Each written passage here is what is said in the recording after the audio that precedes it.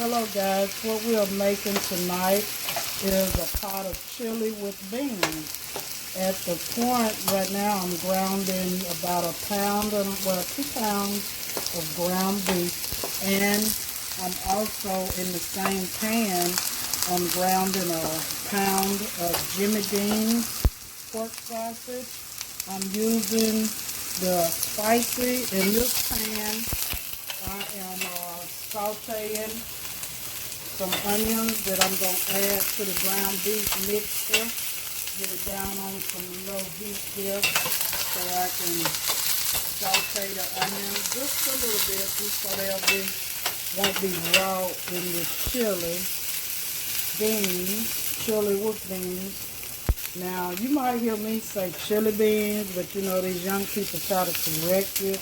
So I'm going to say chili with beans. They can call it what they want, but they'll rather have this than a local restaurant would sell it once they taste this here. So I got my onions sauteed just enough because I don't want them to be raw. Now I'm going to turn that off. So I'm just going to let my onions set. I'm going to set them to the side. Okay, I got my onions set to the side. Now I'm going to go back and check on my ground beef and sausage. You can use whatever lean meat or ground beef you want to use.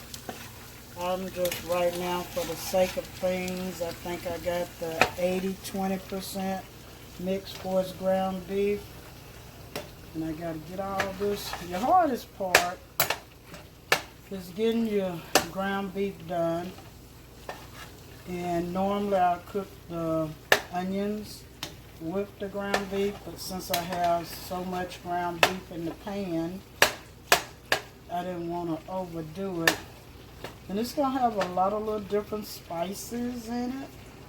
So, and some of the things you can alter the recipe. Some might like it a little bit more spicy than others. I don't want it to be too spicy because I already got Jimmy Dean's hot sausage in it, a roll of that. I'm going to be using different kind of peppers and spices, so we'll get to that once I get my ground beef and sausage mixture finished cooking here. Turn the heat up just a little bit. It's coming along. I don't want it to cook too fast, but I want it to cook just right. So now that that's done cooked down a little bit, a little better,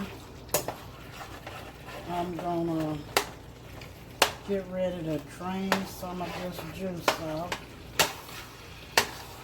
So give me a few minutes and then I'll be back with you. Okay guys, we're back. I drained some of the fat off. You'll want to drain some of the fat out. Now, we're going to take the onions that we sauteed and we're going to add them to the ground beef. Just so. Just dump them right on off in there. Because what we're doing is letting the onion flavor get into the sausage and ground beef as it cook on down. This is the hardest part. Now we'll set this to the side. Now what I'm going to add, if you can see that, I just mix it right on in there. Now what I'm going to do is I'm going to start adding some seasoning. I'm going to add a half a teaspoon of ground pepper. Just sprinkle it over in there. We're going to have a teaspoon of ground cumin. If you ever never cooked with cumin, it's good. I use the little cups so I have my measurements already ready. And next I'm going to add a teaspoon of paprika. See, all these flavors going to cook together. It's going to be and then we're going to have a teaspoon and a half of salt. Now before I add anything else, I'm going to stir this up some. See, I done got that kind of stirred in now. I want it sitting on the top. Now we're going to add a tablespoon of cayenne pepper.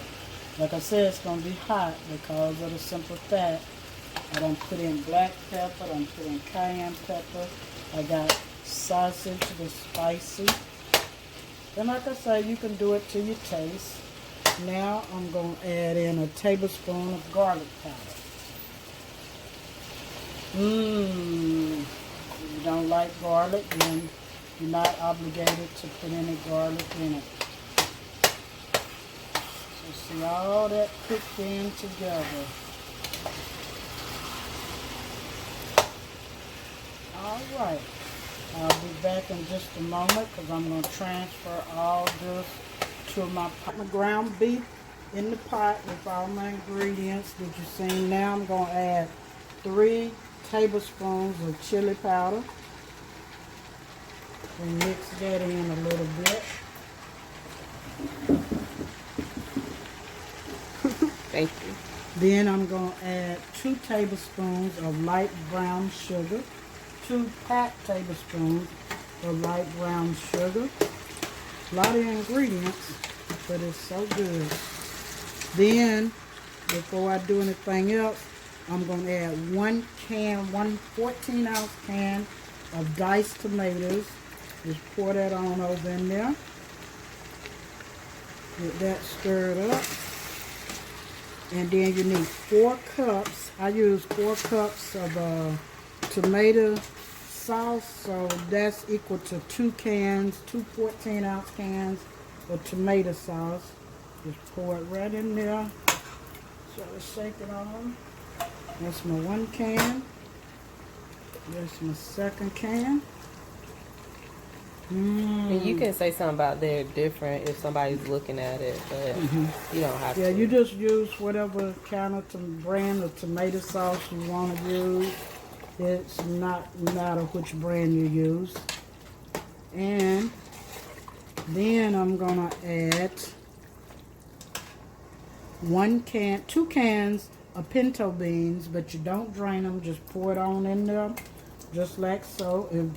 And I'm also going to use 1 can of kidney beans. If you don't think you like the pinto beans, you can use all kidney beans. But if you use pinto beans, do not drain the juice. Just pour the whole can over in there and just stir it like so. Then my 1 15-ounce or 16-ounce of kidney beans. Like I say, it's optional, whatever you like or don't like. And just stir it like so. Then I'm going to add 1.5 tablespoons of extra virgin olive oil. Just pour that in there. Then I'm going to use 1 cup of tomato ketchup. I just poured it in the cup to make it easier, so I have all my ingredients readily available for me. Normally I just pour it out the bottle, kind of guesstimate, but for the sake of things I'll just put it in the cup. Then we get that stirred up. Just keep your heat on maybe like a medium heat, so as you're cooking it, because basically your ground beef is what, and your sausage is what needed to be cooked, and you just adding all these ingredients in it. And my last ingredients I'm going to use is red wine vinegar. You need 1/4 of a cup plus 1 tablespoon, and just pour it in there like so. Now this is the brand of red wine vinegar I prefer. It's the best. It's the best. Okay. Now I'm going to stir this like so. Don't that look good?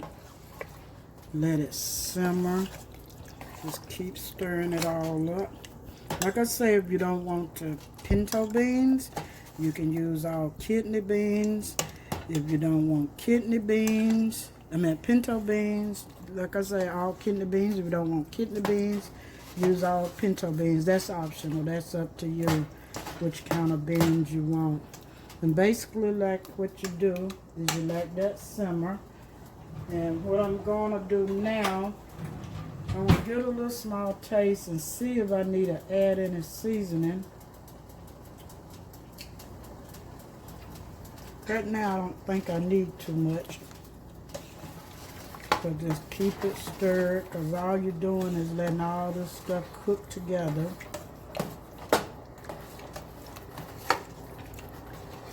Just keep it stirred. You can see what a big size pot I got. So that's plenty of chili beans for a big family, or if you have company over. But now if you got a family like eat a lot, then it might not be enough. So just decide, you'll know which is right and which is wrong. Now me, I like just a little bit of spice. So I'm going to add just a little bit more of the red wine vinegar. So I'm doing it from the bottle. So just kind of guesstimate. That probably was about a good tablespoon more that I added. And just stir it like so. So basically what we're doing is letting it simmer. So whilst we let this simmer, we're going to go to a station break. And when we come back, it should be ready.